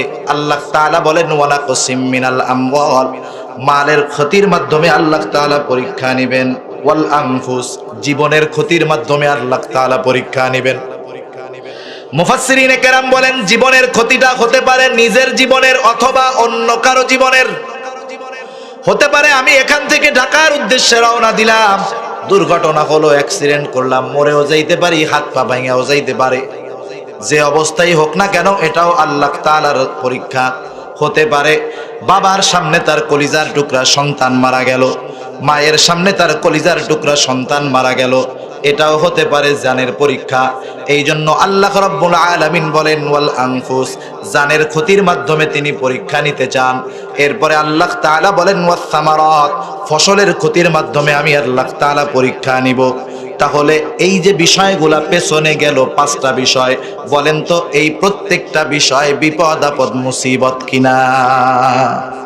বিপদ আপদ মুসিবত না? মুসিবত। বলেন তো এই বিপদ আপদ মুসিবত গুলা কার তরফ থেকে আসলো? জোরে বলেন। কারণ আমার তাকদীরের, আমার জিন্দেগির যত ভালো মন্দ আছে, কল্যাণ অকল্যাণ আছে, সব আল্লাহর তরফ থেকে আসে। এটা হলো ঈমানের মৌলিক ভিত্তিগুলোর একটা ভিত্তি। আমরা ছোটবেলায় মক্তবে পড়েছি, রাসূল আকরাম সাল্লাল্লাহু আলাইহি ওয়াসাল্লাম হাদিসের মধ্যে বলছেন, আমরা পড়েছি ঈমানের ভিত্তি 7টি, কিন্তু মূল বিষয় হলো 6টি। একটার মধ্যেই আছে 2টা, সব মিলায় 7টা। রাসূল আকরাম সাল্লাল্লাহু আলাইহি ওয়াসাল্লাম বলেন আল ঈমান আন তুমিনা বিল্লাহি ওয়া মালাইকাতিহি ওয়া কুতুবিহি ওয়া রাসূলিহি ওয়াল ইয়াউমিল আখিরি ওয়া তুমিনা বিল কদরি খাইরিহি ওয়া শাররিহি। এই বিষয়ের উপরে ঈমান আনা যে তাকদীরের ভালো মন্দ সব আল্লাহর তরফ থেকেই হয়। তাহলে জীবনে মুসিবত যত আসে কার তরফ থেকে আসে? জোরে বলেন। যত প্রকার বিপদ আসে কার তরফ থেকে আসে? জোরে বলেন। আল্লাহর তরফ থেকে বিপদ আপদ আসে, মুসিবত আসে। বিপদ আপদ মুসিবত যদি আসে, বলেন তো সাহায্যের দরকার আছে না নাই? কিন্তু আফসোস, আল্লাহ তাআলা বলে দিয়েছেন বান্দা বিপদ আপদ মুসিবতে সাহায্য কিভাবে চাইবা। কিন্তু আফসোস, আমাদের সামনে যখন বিপদ আপদ মুসিবত চলে আসে, আমরা আল্লাহ প্রদত্ত সাহায্যের ফর্মুলাকে ফলো না করে আমরা জাগতিক পদ্ধতিগুলাকে আগে অনুসরণ করি। যেটা মাজার ভক্ত, পীর ভক্ত, ও বিপদ আসার সাথে সাথে মাজারে আগে মানত করে, ঠিক কিনা বলেন? বিপদের খবর পাওয়ার সাথে সাথে আগে মাজারে মানত করবে যে আল্লাহ আমার এই বিপদটা যদি যায়, আমি বাবার দরবারে একটা খাসি দিব, ছাগল দিব, গরু দিব। মানত আগে বাবার দরবারে করো সারা। যার টাকার মুসিবত বিপদ, যার সুদি লেনদেনের সাথে অভ্যাস আছে, দৌড় দিয়া এনজিওর কাছে গিয়া হাত পায়ে ধরবে, টাকার বিপদে পড়ছি, কিছু টাকা সুদে দেন। কিন্তু আল্লাহ তাআলা বলেন বান্দা বিপদ আপদ মুসিবতে পড়েছো, আল্লাহ তাআলা জানায় দিয়েছেন মুমিন বিপদ আপদ মুসিবতে পড়লে কেমনে সাহায্য চাবে। আল্লাহ তাআলা বলেন ইয়া আইয়ুহাল্লাযীনা আমানুস্তাঈনু বিস-সাবরি ওয়াস-সালাহ। আল্লাহ তাআলা বলেন হে ঈমানদারেরা, ইস্তাঈনু আমরের সিগা। আল্লাহ তাআলা বলতেছেন, আদেশ করতেছেন তোমরা সাহায্য চাও, আমি আল্লাহর কাছে তোমরা সাহায্য চাও। বিপদ আপদ মুসিবত যত বড় হোক না কেন, আমি আল্লাহর কাছে সাহায্য চাও। বলেন তো আপনাদের মাননীয় এমপি মহোদয়ের কাছে কোনো ব্যক্তি যদি সাহায্যের জন্য যাইতে চায়, যখন খুশি সে কি এমপি সাহেবের কাছে যাইতে পারবে নাকি? এমপি সাহেব তো এলাকায় মাঝে মধ্যে আসেন, ঢাকায় থাকেন, কাজে ব্যস্ত থাকেন। আপনি যদি চান ডাইরেক্ট ঢাকা গিয়েও এমপি সাহেবের সাথে দেখা করতে পারবেন না, আপনাকে প্রথম আপনার এলাকার মেম্বারের সাথে লেয়াজু করতে হবে। মেম্বার আপনার আবেদন হয়তো চেয়ারম্যানের কাছে পৌঁছাবে, চেয়ারম্যান হয়তো মাননীয় এমপি মহোদয়ের পিএস এর কাছে বলবে। এই প্রসেসিং করতে করতে 1 বছর পরে গিয়ে আপনি সিরিয়াল পাইলেন। কষ্ট করে ঢাকা গেলেন, এমপি মহোদয়ের রুমে ঢোকার সময় পিয়ন বইলা দিছে টাইম কিন্তু 2 মিনিট, 2 মিনিটের মধ্যে সব কথা শেষ করবা। আপনার বিপদ হলো অনেক, 2 মিনিট তো সালাম বিনিময় আর কুশলাদি জিজ্ঞাসা করায় শেষ, টাইম শেষ, মূল কথা বলার কোনো সময় পাইলেন না, চান্স পাইলেন না। তার মানে দুনিয়ার যারা বড় আছে, প্রভাবশালী আছে, সম্পদওয়ালা আছে, এদের কাছে যখন মন চায় সাহায্য চাওয়া যায় না, প্রাণ ভরে কথা বলা যায় না।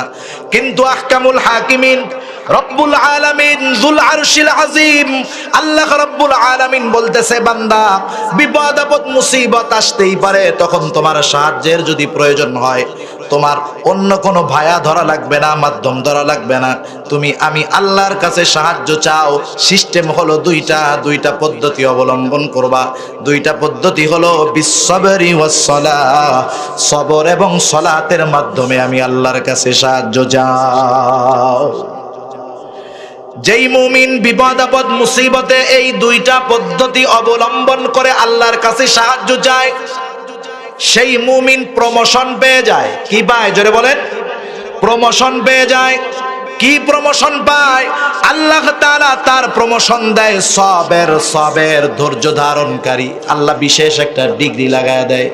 আল্লাহ তাআলা এই কথা বলার সাথে সাথেই বলতেছেন, ইন্নাল্লাহা মা'আস সাবিরিন, নিশ্চয়ই আল্লাহ রাব্বুল আলামিন ধৈর্যশীলদের সাথে রয়েছেন। সেজন্য বিপদ আপদ মুসিবত যদি আসে, আল্লাহ তাআলার কাছে যারা সাহায্য চায় তারাই ওই পরীক্ষায় পাশ হয়েছে বলে বিবেচিত হয়। তাহলে বিপদ আপদ মুসিবত যখন আসবে সাহায্য চাইব কার কাছে? আল্লাহর কাছে সাহায্য চাইলে পরীক্ষায় পাশ করা যাবে। আর যারা এই পরীক্ষায় পাশ করবে, আল্লাহ তাআলা তাদের ব্যাপারে রাসূলুল্লাহ সাল্লাল্লাহু আলাইহি ওয়াসাল্লামকে জানায় দেন, হাবিব আপনি সুখ সংবাদ জানায় দেন, আনন্দ সংবাদ জানায় দেন, ওয়াবাশশিরিস সাবিরিন, আপনি ধৈর্য ধারণকারীদেরকে সুসংবাদ জানায় দেন। ধৈর্য ধারণকারীদেরকে এরপরে আল্লাহ তাআলা একটা আমল শিখায় দিলেন, কারণ বিপদ আপদ মুসিবত চলেই আসতে পারে। যখন মানুষের কাছে বিপদ আপদ মুসিবত আসবে, মানুষের সর্বপ্রথম করণীয় বিষয়টা কি আল্লাহই শিখায় দিয়েছেন। আল্লাহ বলেন, আল্লাযীনা ইযা আসাবাতহুম মুসিবাতুন ক্বালু ইন্না লিল্লাহি ওয়া ইন্না ইলাইহি রাজিউন।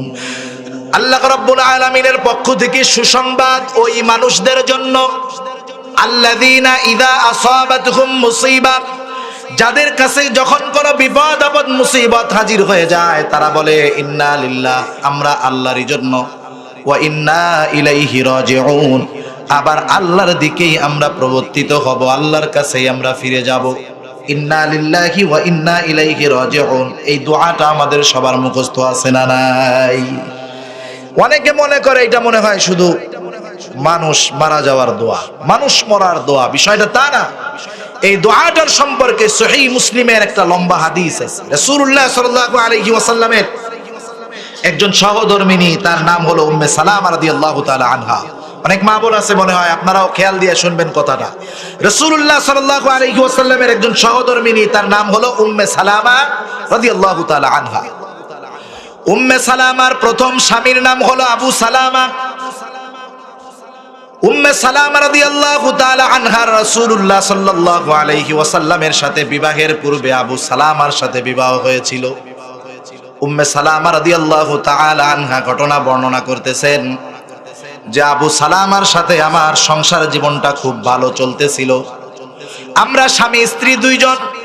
আল্লাহ তাআলা আমাদেরকে আরো 2টা সন্তান দান করেছে। খুব সুন্দরভাবে আমাদের জিন্দেগি অতিবাহিত হচ্ছিল। আমি ঘরের মধ্যে, বাসার মধ্যে স্বামীর সম্পদ সন্তানের রক্ষণাবেক্ষণ করতাম, আর আবু সালামা বাহিরে গিয়ে পরিশ্রম করে উপার্জন করত এবং রাসূলুল্লাহ সাল্লাল্লাহু আলাইহি ওয়াসাল্লামের দরবারে গিয়া বসতো। সে প্রতিদিন রাসূলুল্লাহ সাল্লাল্লাহু আলাইহি ওয়াসাল্লামের কাছ থেকে যা শিখে আসতো, বাসায় আসার পরে সেইটা আমাকে জানাইতো। আমি সেগুলা শিখতাম এবং তদনুযায়ী আমল করতাম। একদিন আবু সালামা রাসূলুল্লাহ সাল্লাল্লাহু আলাইহি ওয়াসাল্লামের দরবার থেকে ফিরে আসলো। আজকে আবু সালামার চেহারাটা বড় হাস্য উজ্জ্বল দেখা যায়।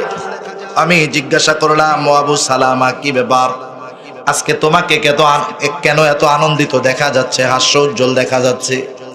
আবু সালামা বলতেছে, ও উম্মে সালামা, আজকে রাসূলুল্লাহ সাল্লাল্লাহু আলাইহি ওয়াসাল্লাম আমাদেরকে এমন একটা আমল শিখাইয়া দিয়েছেন, যেই আমলটা যদি তুমি করতে পারো, আমরা করতে পারি, যত বড় বিপদ আপদ আসুক না কেন আল্লাহ তাআলা ওই বিপদ থেকে উদ্ধার করবেন। শুধু উদ্ধার করবেন তা নয়, ওই বিপদের মাধ্যমে মানুষ যা হারাবে তার চাইতে কল্যাণকর বস্তু আল্লাহ তাআলা তাকে দান করবে। আজীব এক দুআ, সহিহ মুসলিমের বর্ণনা। রাসূলুল্লাহ সাল্লাল্লাহু আলাইহি ওয়াসাল্লাম কি শিখায়া দিয়েছেন? আবু সালামা বলতেছে, ও উম্মে সালামা, যত বড় বিপদ আপদ আসুক না কেন তুমি পড়বা ইন্না লিল্লাহি ওয়া ইন্না ইলাইহি রাজিউন। সাথে সাথে পড়বা আল্লাহুম্মা আজুরনি ফি মুসিবাতি ওয়া আখলুফলি খায়রাম মিনহা। ইন্না লিল্লাহি ওয়া ইন্না ইলাইহি রাজিউন পড়বা। অর্থ হলো, নিশ্চয়ই আমরা আল্লাহর জন্য, আবার আল্লাহর কাছেই আমরা ফিরে যাব। আল্লাহুম্মা আজুরনি ফি মুসিবাতি, আয় আল্লাহ, আপনি আমারে যেই বিপদ দিয়েছেন সেই বিপদ থেকে আমাকে উদ্ধার করেন। শুধু উদ্ধার করবেন তা নয়, ওয়া আখলুফলি খায়রাম মিনহা, এই বিপদের দ্বারা আমার যে ক্ষতি হয়ে গেল আপনি এর চাইতে উত্তম বস্তু, উত্তম জিনিস আমাকে দান করেন। উম্মে সালামা রাদিয়াল্লাহু তাআলা আনহা এটা খুব সুন্দরভাবে মনে রাখছেন। মনে রাখতে হবে, যে কোনো আমলের ফলাফল পাওয়ার পূর্ব শর্ত হলো 100% ইখলাসের সাথে আমল করা। সাহাবাদের ইখলাস আর আমাদের ইখলাস তো সমান না, এটা তো তুলনা করারই কোনো সুযোগ নেই। উম্মে সালামার জীবন চলতেছে ভালো, ইতিমধ্যে উহুদের যুদ্ধের দামামা বেজে গেল। উম্মে সালামা রাদিয়াল্লাহু তাআলা আনহা বলেন, আবু সালামা সকলের সাথে উহুদের যুদ্ধে অংশগ্রহণ করলো। যুদ্ধ শুরু হয়ে গেল। দুইটা বর্ণনা, এক বর্ণনায় আসছে আবু সালামা উহুদের ময়দানে শহীদ হয়ে গেল, আর এক বর্ণনা উহুদের যুদ্ধে প্রচন্ড রকমের আহত হলেন তিনি। অসুস্থ আবু সালামা একদিন উম্মে সালামা রাদিয়াল্লাহু তাআলা আনহা ঘরের কাজ করতেছে। হঠাৎ একটা লোক দৌড় দিয়ে আইসা খবর দিল, ও উম্মে সালামা, তোমার স্বামী আবু সালামা আর এই দুনিয়াতে নাই। মনে করেন, যেই স্ত্রী তার স্বামী ছাড়া দুনিয়াতে আর কেউ নাই, শ্বশুর শাশুড়ি নাই, তার মা বাপ ভাই বোন কেউ নাই, শুধু আছে স্বামী। ঘরের মধ্যে দুইটা সন্তান, পেটের মধ্যে আর একটা সন্তান। এই মুহূর্তে এসে আমাদের দেশের মা বোনদেরকে যদি কেউ স্বামীর মৃত্যুর খবর দেয়, সে তো সারা দুনিয়ার চিল্লাইয়া এক করে ফেলবে, ঠিক কিনা বলেন? আগে আল্লাহরে দোষ দিবে, ও আল্লাহ, তুমি কি আর কাউরে চোখে দেখো নাই, আমার স্বামীটারেই নিলা, ঠিক কিনা? চিৎকার শুরু করবে, গড়াগড়ি করবে, রোনাজারি শুরু হয়ে যাবে, চুল চাপড়াবে, মাথা চাপড়াবে, আর বলবে, আল্লাহ, আমার সব গেছে, সব শেষ, সব শেষ, আমার কি হবে, আমার পোলাপানের কি হবে? কিন্তু মা বোনেরা শিক্ষা নিয়ে রাখেন, রাসূলের সহধর্মিনীরা কেমন ছিলেন। উম্মে সালামা রাদিয়াল্লাহু তাআলা আনহার কাছে যখন খবর আসলো, তিনি এমন কোনো কিছু করেন নাই। এই খবরটা তার জন্য জীবনের অন্যতম বড় একটা মুসিবত ছিল। ওই যে স্বামীর শেখায়া দেওয়া আমল, মুসিবতের সময় কোন আমল করবা, উম্মে সালামা রাদিয়াল্লাহু তাআলা আনহা সাথে সাথে পাঠ করলেন, ইন্না লিল্লাহি ওয়া ইন্না ইলাইহি রাজিউন, আল্লাহুম্মা আজুরনি ফি মুসিবাতি ওয়া আখলুফলি খায়রাম মিনহা। 100% ইখলাসের সাথে উম্মে সালামা এই দোয়াটা পাঠ করলো। স্বামীর দাফন কাফন হয়ে গেল, পেটের সন্তানটাও দুনিয়ার মধ্যে আসছে, কষ্টে দিন অতিবাহিত হচ্ছে। উম্মে সালামা রাদিয়াল্লাহু তাআলা আনহা বলেন, আমি তো আবু সালামার শিখায়া দেওয়া সেই দোয়াটার উপরে আমল করেছি, যেটা রাসূলুল্লাহ সাল্লাল্লাহু আলাইহি ওয়াসাল্লাম বলেছেন। আমি কষ্টের মধ্যে দিন যাপন করতেছি আর মনে মনে চিন্তা করতেছি, আমার স্বামী আবু সালামা চলে যাওয়া আমার জন্য সবচাইতে বড় বিপদের কারণ ছিল। তাহলে স্বামী হিসাবে আবু সালামা আমার কাছে ছিল সবচাইতে উত্তম। কি হতে পারে আমার এই মুসিবতের বিনিময়? আল্লাহ তাআলা এই মুসিবতের বিনিময় আমাকে কি দিবেন? কারণ আমি তো আল্লাহর কাছে বলেছি, আল্লাহ ওয়া আখলুফলি খায়রাম মিনহা, এই বিপদের মাধ্যমে আমি যা হারাইছি তার চাইতে উত্তম বস্তু আমাকে দান করেন। কি হইতে পারে সেই উত্তম বস্তু? আমি এই চিন্তা প্রতিনিয়ত করি আর কষ্টের মধ্যে আমার দিন যাপন করতেছি। সাহাবাদের মধ্যে আমার কষ্টের খবরটা সবার কানে কানে পৌঁছায় গেল। এক সময় রাসূলুল্লাহ সাল্লাল্লাহু আলাইহি ওয়াসাল্লামের কাছেও পৌঁছায় গেল খবর যে আবু সালামার স্ত্রী উম্মে সালামা 3টা সন্তান নিয়ে বহুত কষ্টে জীবন যাপন করতেছে। উম্মে সালামা রাদিয়াল্লাহু তাআলা আনহা বলেন, একদিন দুপুর বেলায় আমি আমার পানির মশক ছিঁড়ে গেছে, সেটাকে আমি খেজুরের ছাল দিয়া সেলাই করতেছিলাম। পানির মশক হলো এটা চামড়ার ব্যাগ, এখন ডিজিটাল হলো। অনেক মুরব্বীর শরীরের মধ্যে ব্যথা হয়, পার মধ্যে হাঁটুর মধ্যে ব্যথা, শীতের দিন কষ্ট হয়। ছেলেটা শহর থেকে ওয়াটার ব্যাগ আইনা দেয়, আছে না পানির ব্যাগ, ওর মধ্যে গরম পানি রাখলে খুব আরাম লাগে গার সাথে লাগাইতে। ওই রকমই চামড়ার বড় বস্তার মতো ছিল, কোলবালিশের কাবারের সিস্টেম আর কি। ওইটা আর এক মুখের মধ্যে পানি ঢেলে ভরে রাখতো চামড়া। ওটা ছিঁড়ে গেছে, আমি সেলাই করতেছিলাম। দুপুর বেলায় প্রখর রোদ, হঠাৎ আমি দেখলাম রাহমাতুল লিল আলামিন মুহাম্মাদুর রাসূলুল্লাহ সাল্লাল্লাহু আলাইহি ওয়াসাল্লাম আমার বাড়ির দিকে আসতেছেন। যখন তিনি আরো অগ্রসর হলেন, আমি নিশ্চিত হলাম যে তিনি আমার বাড়িতে আসতেছেন। আমি ঘরের ভেতরে গিয়া রাসূলুল্লাহ সাল্লাল্লাহু আলাইহি ওয়াসাল্লামের বসার ব্যবস্থা করলাম। নবীজি আমার জীর্ণ কুটিরের মধ্যে আইসা বসলেন, আমার খোঁজ খবর জিজ্ঞাসা করা শুরু করলেন। আমি আমার সব কষ্টের কথা রাহমাতুল লিল আলামিনের কাছে বর্ণনা করলাম, নবীজির কাছে বললাম। কথাবার্তা শেষ। এবার রাসূল সাল্লাল্লাহু আলাইহি ওয়াসাল্লাম আমাকে বিবাহের প্রস্তাব দিয়ে দিলেন। আল্লাহর রাসূল উম্মে সালামা রাদিয়াল্লাহু তাআলা আনহাকে বিবাহের প্রস্তাব দিলেন। উম্মে সালামা রাদিয়াল্লাহু তাআলা আনহা চিন্তা করতেছেন, আল্লাহর নবী বিবাহের প্রস্তাব দিয়েছে, বলেন তো এই প্রস্তাব কি সরাসরি প্রত্যাখ্যান করা যায় নাকি? আবার প্রস্তাব দেওয়ার সাথে সাথে যদি কয়ে বসে হ্যাঁ আমি বিয়ে রাজি রাজি রাজি, তাহলে তো লজ্জাশীলতার বিষয়টা থাকলো না। একটা জামানা তো গেছে যখন বিবাহের কথা শুনলে মেয়েরা লজ্জায় মাথাটা গুঁজা ফেলত, আর এই জামানায় পোলারে অপহরণ করে নিয়ে বিবাহ করে। চিন্তা করছেন? যেই যুবকদের চেহারা সুন্দর, তোমরা একটু সতর্ক থাকো, বেশি রাত্রে বাইরে থাকবা না, সাবধান। দিনের বেলাও নিরাপদ না, অপহরণ কিন্তু দিনের বেলাই হয়েছে। যুবককে অপহরণ করে যুবতী নিয়ে বিবাহ করছে, এটা তো 10 বছর আগেও আমরা কল্পনা করি নাই, ঠিক কিনা বলেন?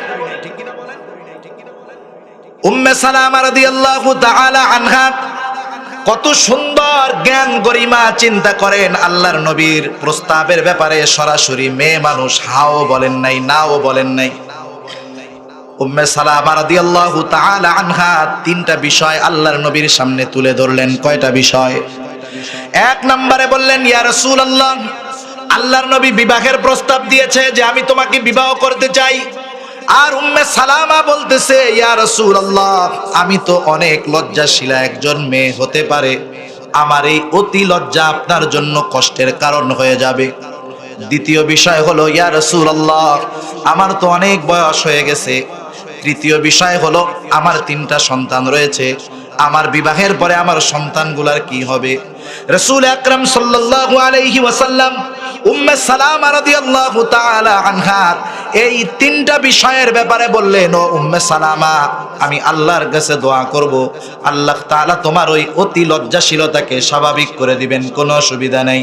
দ্বিতীয়ত, তুমি বলেছো তোমার বয়স অনেক হয়ে গেছে, আমারও তো বয়স হয়ে গেছে 55 বছর, সুতরাং বয়সটা কোনো ফ্যাক্টর না, কোনো ব্যাপার না। তৃতীয় বিষয় বলেছো তোমার বিবাহের পরে তোমার 3টা সন্তানের কি হবে। ও উম্মে সালামা, তোমার কোনো চিন্তা নাই, তোমার এই 3টা সন্তান এগুলা আমারও তো সন্তান, তোমার কোনো চিন্তা নাই। উম্মে সালামা রাদিয়াল্লাহু তাআলা আনহা বলেন, এইবার আর প্রস্তাবে না বলার কোনো সুযোগ নেই। রাসূলুল্লাহ সাল্লাল্লাহু আলাইহি ওয়াসাল্লামের সাথে আমার বিবাহ হয়ে গেল। আর আমি তখন চিন্তা করতেছিলাম যে আমার আল্লাহ আমার এই দোয়াটাকে কবুল করেছে। আমার স্বামী আবু সালামা যখন মারা গেল, এর চাইতে বড় মুসিবত, বড় বিপদ আর আমার জন্য কোনো কিছুই ছিল না। আমি শুধু চিন্তা করতাম আবু সালামার বিনিময়ে, আবু সালামার চাইতে উত্তম জিনিস আল্লাহ আমাকে কি দিতে পারে। আমার আল্লাহ আমার দোয়া শুধু কবুল করেন নাই, কবুল করার মতো করেছে। আমার স্বামী আবু সালামাকে আমি হারিয়েছি, কিন্তু স্বামী হিসাবে আল্লাহ তাআলা আমাকে এমন মানুষ দান করেছে যার মতো মানুষ আসমানের নিচে আর জমিনের উপরে কোনোদিন ছিল না। দুনিয়ার সর্বশ্রেষ্ঠ স্বামী আল্লাহ তাআলা আমাকে দান করেছে। সেই জন্য মুমিন আমরা বিপদ আপদ মুসিবতে পড়তেই পারি, স্বাভাবিক। বিপদ আপদ মুসিবতে পড়লে এই সুন্নাহ তরিকার আমলগুলা করব। এই পদ্ধতির আমলগুলা যারা করে তাদের ব্যাপারেও আল্লাহ 3টা আনন্দের সংবাদ দিয়েছে। কয়টা আনন্দের সংবাদ? আল্লাহ তাআলা বলেন যেই মানুষগুলা বিপদ আপদ মুসিবতে ধৈর্য ধারণ করে তাদেরকে জান্নাতের সুসংবাদের পাশাপাশি আল্লাহ তাআলা দোয়া শিখায়া দিলেন। এখন এই বিষয়ের উপরে যারা আমল করে তাদের ব্যাপারে আল্লাহ বলেন উলাইকা আলাইহিম সালাওয়াতুম মির রাব্বিহিম ওয়া রাহমাহ ওয়া উলাইকা হুমুল মুহতাদুন। 3টা বিষয়, এমন 3টা বিষয় প্রতিটা মুমিনের দুনিয়াতেই প্রয়োজন। 1 নাম্বার বলেন আল্লাহ তাআলা ওই যারা ধৈর্য ধারণকারী মুমিন তাদের ব্যাপারে আল্লাহ বলেন উলাইকা আলাইহিম সালাওয়াতুম মির রাব্বিহিম ওয়া রাহমাহ। ওই মানুষগুলোর উপরে তাদের রবের পক্ষ থেকে আছে বিশেষ অনুগ্রহ, সালাত, বিশেষ অনুগ্রহ। মুফাসসিরিনে কেরাম বলেন এই বিশেষ অনুগ্রহের দ্বারা উদ্দেশ্য হলো মাগফিরাহ তথা ক্ষমা। তার মানে ধৈর্যশীল বান্দা যারা তাদেরকে ক্ষমা করবেন কে? এরপরে আল্লাহ তাআলা বলেন শুধু তাই নয়, তাদের জন্য আছে রহমত। আল্লাহ তাআলার পক্ষ থেকে বিশেষ দয়া, বিশেষ রহমত। আর ওই গুণে গুণান্বিত মানুষ যারা বিপদ আপদ মুসিবতে ধৈর্য ধারণ করে, আল্লাহ প্রদত্ত পদ্ধতিগুলো অবলম্বন করে, রাসূল প্রদর্শিত পথগুলো অবলম্বন করে, আল্লাহ তাআলা বলেন তারা কেমন মানুষ জানো? উলাইকা হুমুল মুহতাদুন। ওই মানুষগুলাই সৎ পথ প্রাপ্ত মানুষ, ওই মানুষগুলাই সিরাতে মুস্তাকিমের পথিক। তাহলে দেখুন সবর কত দামি একটি গুণ, সবর কত দামি একটি গুণ।